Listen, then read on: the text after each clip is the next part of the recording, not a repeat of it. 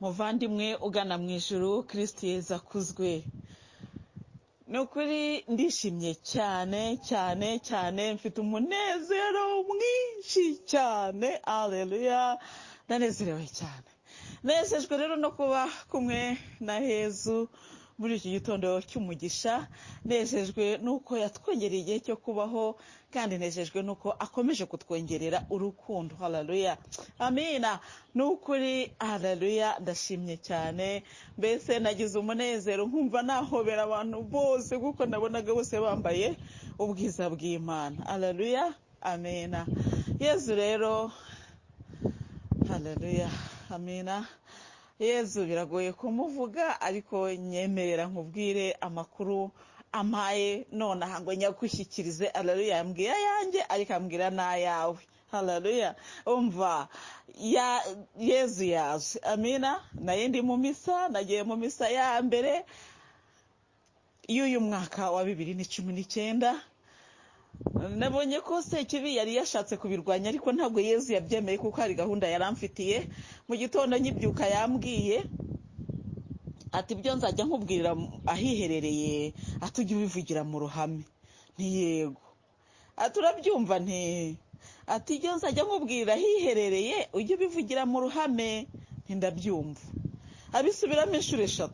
Ati ibyo nzajya nkubwirira ahiherereye ujye ubivugira mu ruhame. Ntindabyumva.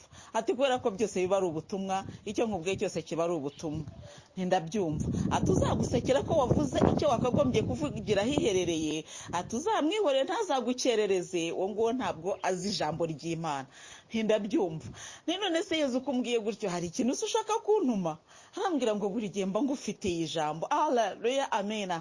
Ati buri gihe mba ngufitiye ijambo. Ubwo rero hari mu gitondo ndimo kwitegura kujya mu misa. Ubwo ndagiye njya mu misa rero. Ngenda kuri gahunda baduhaye, ngezeyo nsanga ku kiliziya bahinduye gahunda ya misa. Ndavuga numva rero Nyagasani, nagiye mu misa none ndabiretse sindi bugera. Arambwira ati humura. Ubwo rero akoze gahunda rwose ye ku giti cye, anjyana mu yindi misa ikurikiyeho. Nuko icyo nashaka kukubwira rero ni igiki? Haleluya, amina. Byageze mu gihe, amina, cya konsekrasiyo, amina. Bona Yesu, haleluya. Ni ukuvuga ngo igihe cyose cya misa Yesu aba ahari, ariko hari igihe kidasanzwe Yesu yigaragaza mu buryo navuga ngo bw'umwihariko. Yesu rero muri konsekrasiyo yaje arambwira ngo ni igihe, haleluya, ngo nubwo mwavuze ngo ni umwaka, ati nge sinkwita umwaka, ahubwo mbwirira abanjye ko ari igihe, haleluya, cyo kutaba ba Tomasi. Cyo kutaba ba Tomasi. Haleluya, ngo ni igihe cyo kutaba ba Tomasi. Ndamubwira nti ntabwo nsobanukiwe neza Nyagasani icyo ushatse kumbwira, ngo mbwira abavandimwe.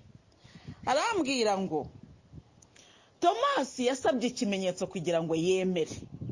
Ati umbwirire abanjye ko ari igihe, haleluya, mwinjiyemo cyo kwemera mudasabye ibimenyetso. Haleluya, ngo niwemere kubera ko wahawe ikimenyetso, ahubwo emera. Anyereka rero kuri aritari, arambwira ati simpari, nturahari. Ubwo ariko ukabimbwiraga nariraga amarira. Haleluya. Ati nturi kundeba nteye, ati ariko rero abandi ntabwo bari kumbona. Ubwo rero butambona ntatekereze ko ari uko ntahari. Ndahari. Arambwira ngo mbwirira abana banjye ngo ni igihe, haleluya, mwinjiye mu gihe, amena, mwinjiye mu gihe cyo kwemera mudasabye ibimenyetso, mutagombereye kubona ibimenyetso. Arambwira ngo reba, usubiza amaso inyuma bya bindi nagukoreye. Ubwo ngewe yanyerekaga ibyanjye, anyereka hano nagenda nge nawe. Arambwira ati ntabwo uzi ko hari aho wasabye ibimenyetso? Ati warabibonye? Ntoya. Kandi koko muvandimwe, nagendaga nsaba ibimenyetso, nkavuga ni Yezu niba turi kumwe nyereka ngirira gutya, nkabona wenda uko nabisabye siko bigenze. Ati ibimenyetso warabibonaga uko ubishaka? Ntoya. Ati noneho rero, ati ntabwo uzi ko hari igihe kigeze kugera ukambwira ko noneho nagusaba ibimenyetso biretse? Ati ntabwo uzi ko hakurikiye etape yo gutabarwa? Rwose. Ati none rero, mbwirira abanjye ko ukwemera kutakagombye kugira ibimenyetso biguherekeza, ngo uwumve ko ugomba kwemera Yezu kubera ko aguhaye ikimenyetso, ngo tugire ukwemera kuzuye gusendereye, gupfundikiye gusendereye, tumugirire urukundo, tumugirire confiance, haleluya, ngo tumwizere bya bindi bituma utamusaba ikimenyetso, bya bindi wumva ko ari aho ngaho, bya bindi bizatuma wumva ko ari kumwe nawe, kubera ko hari bya bindi yakoze mu gihe cyarangiye kandi yabikoze atabanje kukwereka ikimenyetso cy'uko yari ahari. Haleluya. Arasobanura arambwira ati bya bindi byose nabikoze kandi mbikora ku bushake bwanjye, ati nubyemera ndabyemera, ati rero nge wakoze bya bindi n'ibisigaye menya ko nzabikora, kandi kwa kundi nakoze bya bindi nagiraga ngo bigutere kunyizera bishyitsi, kugira ngo wemere yuko mba ndi kumwe nawe mu bimenyetso bitagaragarira amaso. Haleluya. Arambwira ngo mbwirira abana banjye, niko yambwiye. Ubu rero ndi kubigusobanura ukumva ndabyafashe nk'amasaha n'amasaha, ariko abimbwira mu kantu gato cyane, yarangizaga agahugura ubwenge bwanjye nkabibona byose. Mu kubisobanura nshobora kubisobanura n'amasaha 2, ariko mba nabibonye mu gihe kitangana n'umunota umwe. Arambwira kuko agira gutya akakwereka ukabibona byose n'ibisobanuro ugahita ubibona, nuko Yezu akaba arakweretse. Ntabwo rero njye wari ko yanyeretse, yakomeje kube kumwe nanjye kuva icyo gihe cya consécration, turakomeza, Yezu arakomeza aranganiriza. Ariko ikintu yambwiye cyane mu gihe cya consécration ni icyo ngicyo, mbwirira abana banjye ngo nimwemere mutagombye kubona ibimenyetso. Arambwira ngo Tomasi ntiyashidikanyije, yego. None se amaze kubona ibimenyetso yasanze ari njye cyangwa yasanze atari njyewe? Ndavuga ni Nyagasani yasanze ari wowe. Arambwira ngo rero ntago nabaye njyewe kubera ibimenyetso, ahubwo na mbere yuko asaba ibimenyetso nari njyewe. Haleluya. Icyo tucyumvikaneho muvandimwe, ntabwo Yezu yabaye Yezu kubera ko Tomasi amusabye ikimenyetso, ahubwo na mbere yuko Tomasi asaba ikimenyetso, ni ukuvuga ngo wa Yezu wabonekeye abigishwa Tomasi adahari, ni nawe wababonekeye noneho Tomasi ahari. Ariko Tomasi kubera ko yari yasabye ibimenyetso, yemejwe n'ibimenyetso.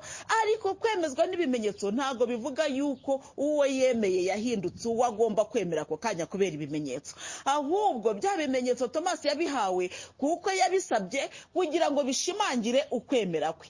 Arambwira ati rero nimungirire icyizere, nimungirire confiance izatuma wizera utagombye kubona ibimenyetso. Arambwira ati rero hari abantu benshi bari gusengera uburwayi, bari gusengera ibibazo binyuranye. Arambwira ngo muri iyi si harimo ibibazo byinshi, ati ndabizi, abantu bari ku ruhande rwanjye bose bafite ibibazo, atari kubambwirire ngo uko yakemuye bya bindi byarangiye niko azakemura n'ibiri imbere yawe, niko azakemura n'ibisigaye, kandi atagusabye ko ubanza kubyemera, atanaguhaye ikimenyetso cy'uko agiye kubikoraho, ahubwo azabikore. Haleluya. Arambwira ati ntundebane, ndakubona rwose muri consécration. Ati ubu ngubu ubu simpari, nurahari Nyagasani, nukuri urahari pe. Ati rero nimutagira ukwemera n'ukwizera, ntabwo muzemera ko mu misamba mpari, ariko nyamara mba mpari. Ariko ukwemera kudasaba ibimenyetso kuzatuma mumenya ko mu misamba mpari, kuzatuma mwemera ko aho 2 cyangwa 3 bateraniye banyambaza mba ndi kumwe nabo. Uko kwemera kudasaba ibimenyetso kuzatuma mugira imbaraga zo gukomera. Arambwira ngo rero igihe mugiye kujyamo ni igihe kizabasaba kwemera mudasabye ibimenyetso, kwemera mutabanje kubona uwo mwemera, ahubwo mukemera kubera ko muzi ko uwo mwemera ari rutabeshya. Ntabwo nigeze mbabeshya, sinigeze nganira namwe, icyo nababwiye nzagisohoza kandi byemere. Haleluya. Nuko uko yabimbwiraga nyine nashimaga, birumvikana, ariko ubutumwa yampaye kuguha n'ubwo ngubwo. Noneho ubwo ko kwemera yakunsobanuriye, ambwira gutyo, arambwira ngo mpumurize abantu bose bafite ibyo bibazo by'uburwayi, abafite ibibazo by'imihangayiko, mbabwire ngo azabikora kandi atagombye kuguha ikimenyetso cy'uko agiye kubikora, azabikorera kwiyubahisha. Haleluya. Ngo mbikubwire, birangiye rero tumaze guhazwa mu gihe cyo gushimira, ndimo kumushimira Yezu, haleluya, aragaruka arambwira ngo nkubwire ngo ndiho. Niko yambwiye ngo nkubwire inshuro 3 ngo ndiho. Ndiho ninde? Ni Yezu. Ndiho kandi ndi muzima. Haleluya. Kandi ndi muzima.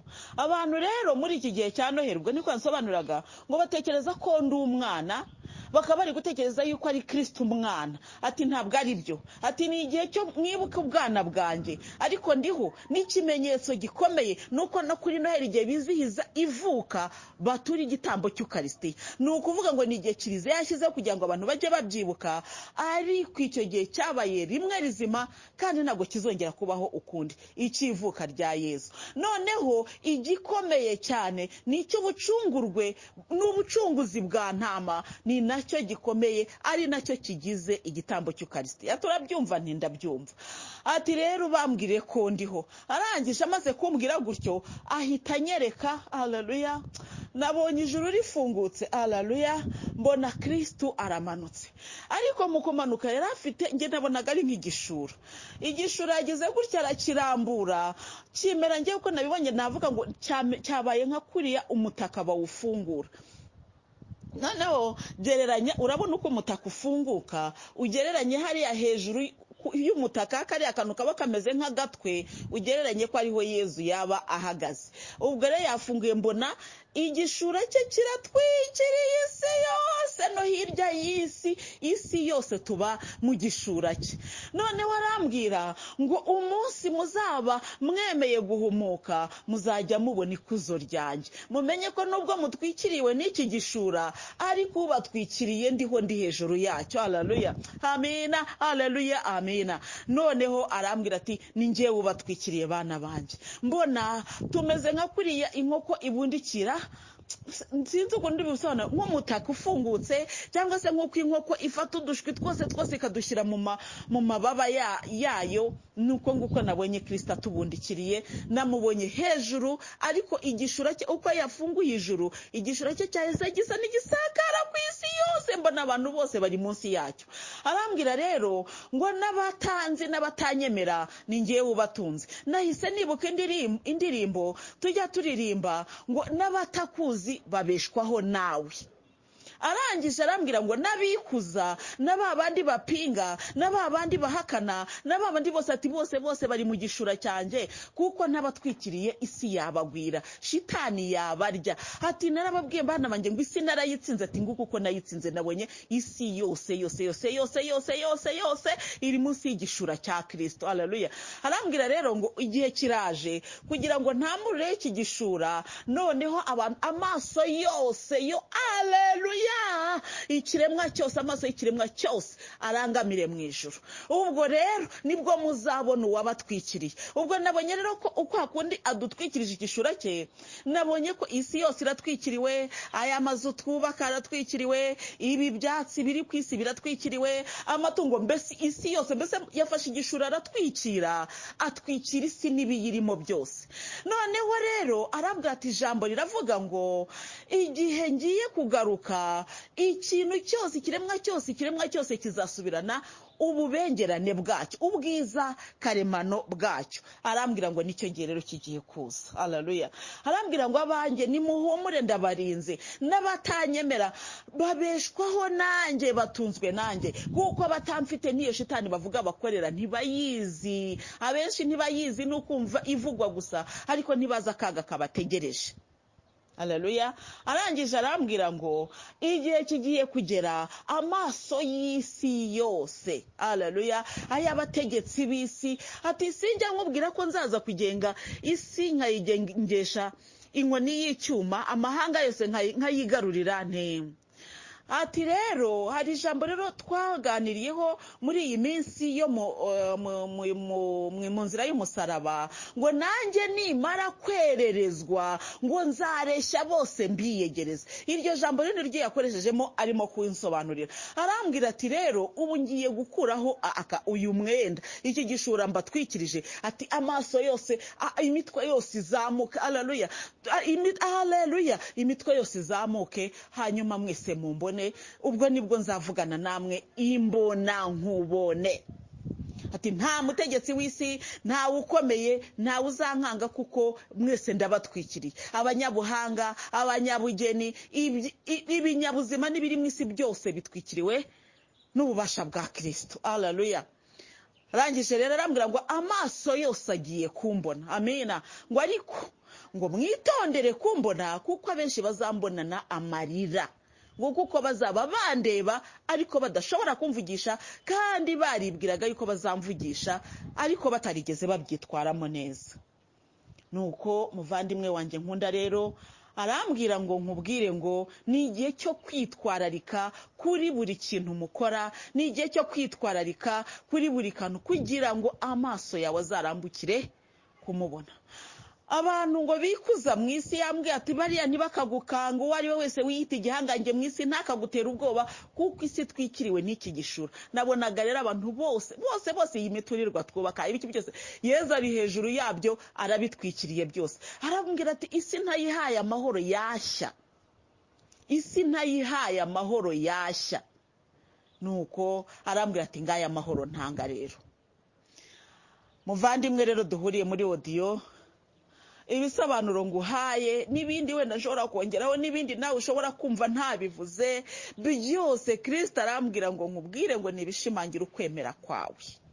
Igihe kirageze cyo kugira ngo twemere tutagombye gusaba ibimenyetso, kuko kujya gusaba ikimenyetso ni nko gushaka, mbese ni ukutemera. Mu yandi magambo ni ukutemera. Reka dufate urugero. Perezida wa Repubulika aravuze ati nzajya gusura wenda umudugudu yuno cyangwa se ahantu hanaha. Iyo amaze kubivuga akabibwira abo bireba babishinzwe, ni ukuvuga ngo bahita babishyira kuri gahunda bikaba biremejwe. Ntago bamubwira ngo ariko se koko nyakubahwa ngo koko uzajyayo, ngo akababwira ngo iyi ngo nzajyayo, ngo noneho ngo tanga ikimenyetso cy'uko uzajyayo. Ntabwo babimubaza. Haleluya. Ntabwo babimubaza. Yavuze ati nzajya hanaha, babita bashyira kuri karandiriye, bakavuga bati umukuru w'igihugu azajya, bagatangira gutegura urwo rugendo, bagatangira kwitegura ko azahagera. Ariko twebwe kubera ukwizera guke, Nyagasani Yesu aravuga ati nzaza mwana wanjye nzakugirira neza. Ngo ariko se Nyagasani ngo koko uzabikora? Ati nzabikora. Ngo noneho ikimenyetso cy'uko uzabikora, ati mu rukundo rwanjye ndabikora, mu rukundo rwanjye mbaho ibimenyetso. Ariko ntabwo mukwiriye guhora mutegereje ibimenyetso. Ati igihe kirageze kugira ngo abantu bemere. Haleluya. Ese nzabana namwe, nzabihanganira kugeza ryari mudashaka kwemera, mudashaka guhinduka, mudashaka kumva? Muvandimwe, ubu ni ubutumwa bw'umwaka mushya. Yambwiye ati ntago kuri njye si umwaka mushya, ahubwo ni igihe gishya gitangiye. Buri wese akore exercise, umwitozo wo kwemera atagombye gusaba ibimenyetso. Urebe ko Imana yagukoreye bya bindi byahise, Imana yagukijeje ya ndwara, Imana yakurinze babagome, Imana yakurinze babagambanye, Imana yagukijije ya mpanuka. Umenye ko ari nayo Mana nzima muri kumwe, kandi nukuri umenye yuko ku isaha yayo hari n'ikindi iteganya kugukorera, hari n'ikindi izakora. Ni ukuvuga ngo kubaho kwawe n'ugutabarwa kwawe, isaha y'impuhwe zawe ni iyi ngiyi uracyayirimo, yikomeremo rero. Haleluya. Ubwo rero Yezu yambwiye ibyawe, arangije arambwira ngo abo muhuriye muri audio bose n'abo muhuriye mu masengesho bose ubambwirire ko nkomeje kubagirira neza kandi mbahaye umugisha w'umwaka mushya. Ubwo rero umwaka mushya yawise igihe gishya, ariko yambwiye ngo mbikubwire. Nubyumva nukuri urabyumva. Abantu bakiri inyuma muri audio ubwo sinzi igihe bazabyumvira, ariko igihe bazabyumvira cyose ubu nibwo butumwa Nyagasani Yezu yampaye. Ntabwo nari gushobora kwihanganira kutabukubwira bugishyushye, kuko nanjye mbukubwiye bugishyushye. Haleluya. Hari ukuntu bajya batwigisha guteka bakakubwira ngo nuko bigenza gutya, ngo nagize ngo ukabihereza bigishyushye. Haleluya. Nibwo biba biryoshye. Nanjye rero mbiguhaye bigishyushye. No birya bikonje ibyo nibikureba, ariko nge mbitanze bigishyushye. Imana rero iguha umugisha, komeza ugire ibihe byiza, kandi tuzakomeza tuganire, dukomeze tujye imbere. Gira amahoro ya Kristo, kandi ingoma ya Kristo ikomeze iganze itsinde mu mitima yacu. Gira amahoro.